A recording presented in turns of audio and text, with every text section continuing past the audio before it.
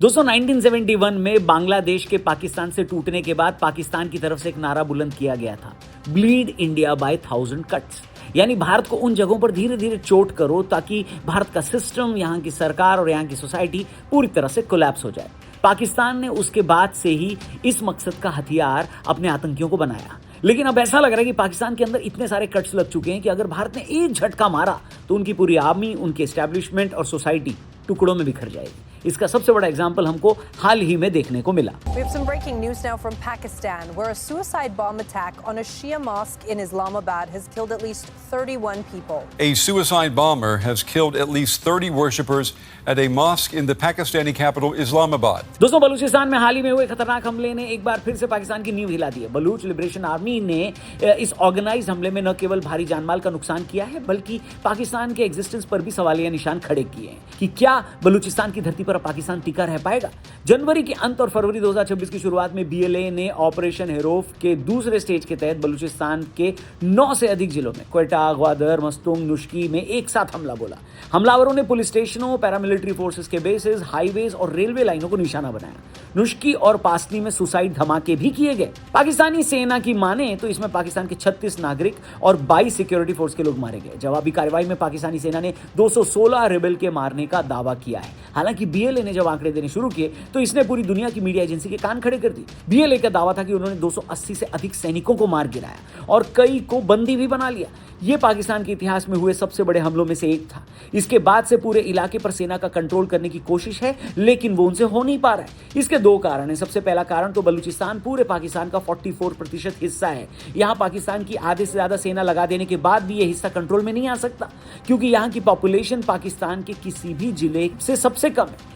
लोग कम और जगह ज्यादा होने की वजह से बीएलए के लोग पकड़े नहीं जाते। दूसरी तरफ पाकिस्तान ने अब्बा हुजूर अमेरिका के सजदे में झुके मुनीर ने ईरान और फिलिस्तीन में भी अपने सैनिक भेजने की हामी भर दी। इनके मुर्ग मुसल्लम में नींबू की खटास डालने के लिए हम भी लठ लिए बॉर्डर पर खड़े ही हैं। ऐसे में इनसे कोई भी फैसला होगा ये तय नहीं है। ऐसे में पाकिस्तान के अंदर अब सेना का मनोबल इतना टूटा है कि उसमें बाकी के जनरल अपने एरिया में हो रहे बवाल को लेकर मुनीर से जवाब मांग रहे हैं। उनको भी फील्ड मार्शल बनने का लालच है। जितना बड़ा पद उतना पैसा लूटने का मौका भी है। लेकिन मुनीर की इस हरकत ने पूरे पाकिस्तान की सेना को एक ऐसे राह पर लाकर खड़ा कर दिया है जहां वो बलूचिस्तान को खो देने के नजदीक खड़े हैं। खैर, पाकिस्तान के खोने पाने की कहानी तो चलती रहेगी, लेकिन 15 फरवरी को भोले की फौज करेगी मौज। महाशिवरात्रि का महापर्व मनाया जाएगा और आदियोगी की बड़ी प्रतिमा के सामने हर साल की तरह इस बार भी लाखों महादेव के भक्त आएंगे। पूरी रात जब वो महाशिवरात्रि मनाएंगे तो उन्हें जो प्रसाद दिया जाएगा उसके लिए पिछली बार भी हम सब ने मिलकर कॉन्ट्रीब्यूट किया था। इस बार भी मौका है। डिस्क्रिप्शन में पिन कमेंट में जो लिंक दिया है उस पर क्लिक करके डोनेट जरूर करें और अपने दोस्तों से भी ये डोनेशन का लिंक शेयर करें। हर हर महादेव बोलते हुए वीडियो में आगे बढ़ते हैं।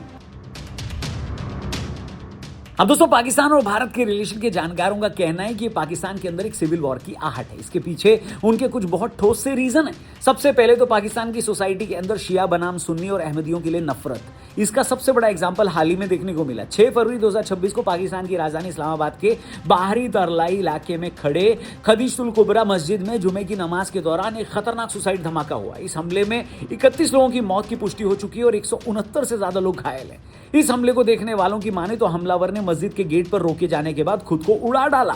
अब वैसे तो आतंकी संगठन इस्लामिक स्टेट ने इस हमले की जानकारी ली है। हालांकि पाकिस्तानी सिक्योरिटी फोर्सेस ने इसके पीछे फितना अल ख्वारजी से भी इसे जोड़ा है। ये कट्टरपंथी सुन्नी आइडियोलॉजी वाले संगठन हैं जो शिया कम्युनिटी को निशाना बनाते रहे हैं। एक्सपर्ट्स का कहना है कि पाकिस्तान के अंदर इस बारे में बात सबसे ज्यादा होती है कि सरकार और सेना मिलकर शिया के खिलाफ खड़े इस सुन्नी आतंकी संगठन को सपोर्ट करती है। वहीं की आर्मी दशकों से लश्कर झांगवी और सिपह-ए-साहिबा जैसे सुन्नी एक्सट्रीमिस्ट ग्रुप्स को पाला और पोसा है ताकि उन्हें भारत और अफगानिस्तान के खिलाफ यूज किया जा सके। अब यही भस्मासुर पाकिस्तान के अंदर ही जहर घोल रहा है। वहीं इस्लामाबाद जैसे हाई सिक्योरिटी जोन में जहां उज्बेकिस्तान के प्रेसिडेंट जैसे विदेशी मेहमान मौजूद थे, वहां इतना बड़ा हमला होना सेना की खुफिया विफलता या जानबूझ कर की गई ढिलाई की ओर इशारा करता है। पाकिस्तानी सरकार अक्सर कट्टरपंथी सुन्नी समूहों के सामने घुटने टेक देती है, जिससे उन्हें शिया माइनॉरिटी के खिलाफ वायलेंस करने का हौसला मिलता है। अब एक्सपर्ट्स कहते हैं कि इस हमले के बाद पाकिस्तान में कम्युनल दीवारें और ऊंची हो गई हैं।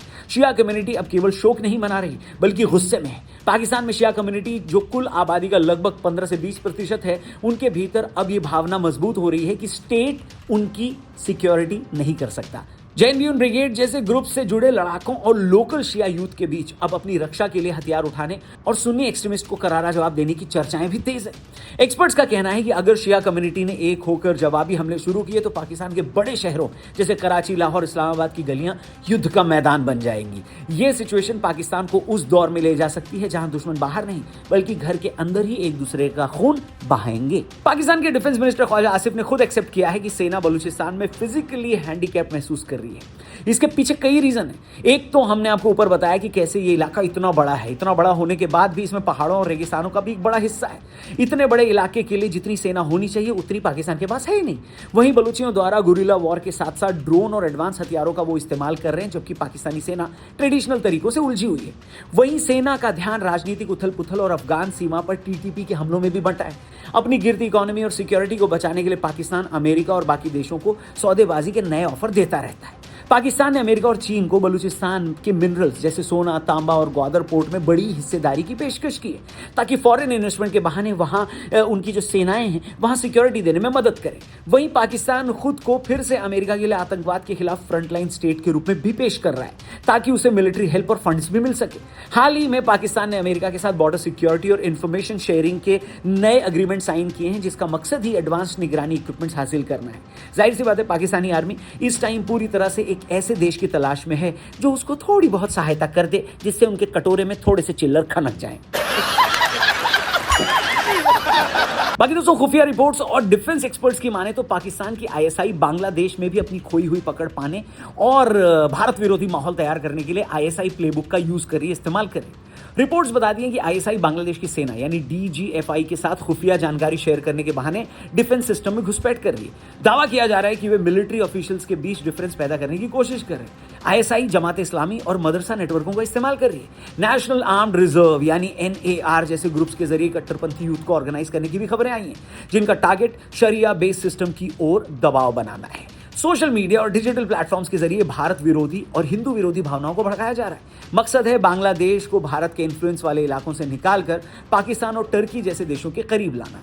एक्सपर्ट्स का मानना है कि आईएसआई बांग्लादेश को भारत के ईस्टर्न बॉर्डर्स पर इंस्टेबिलिटी पैदा करने के लिए एक लॉन्च पैड की तरह इस्तेमाल करना चाहती है ताकि भारत को दो मोर्चों यानी ईस्ट और वेस्ट पर उलझाया जा सके। लेकिन अब बलूचिस्तान में हुए इस हमले के बाद से पाकिस्तान की आईएसआई का ध्यान अपने देश के बाकी इलाकों में उलझा है। अब आज का बलूचिस्तान 1971 के बांग्लादेश की याद दिलाता है। याद करिए, जैसे ईस्ट पाकिस्तान का रेवेन्यू वेस्ट पाकिस्तान पर खर्च होता था, वैसे ही आज बलूचिस्तान की गैस और मिनरल्स रिसोर्सेज का फायदा पाकिस्तानी पंजाब को मिलता है, जबकि बलूच लोग गरीबी में ही जी रहे हैं। बलूच नेताओं को मेन स्ट्रीम की राजनीति से बाहर रखा गया है और उनकी आवाज दबाने के लिए लगातार कोशिश भी की जा रही है, यानी लोगों को वहां गायब करने का सहारा लिया जा रहा है। जो भी आवाज उठाता है उसे गायब कर दिया जाता है। 1971 में भी सेना ने ऑपरेशन सर्च लाइट के जरिए रेबेल ग्रुप्स को दबाना चाहा था, जो एंड में उनके देश के टूटने का कारण बना।